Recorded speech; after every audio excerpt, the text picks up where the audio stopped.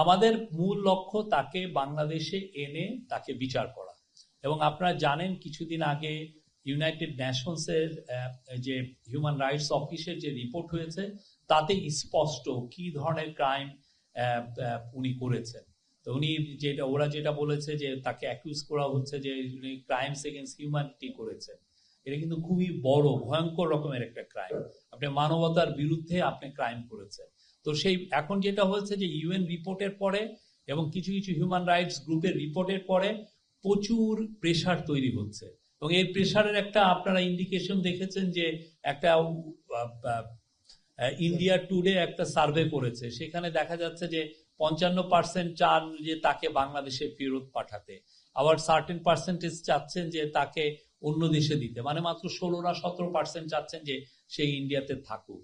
এখন তার যে ইমেজ, তার যে উনি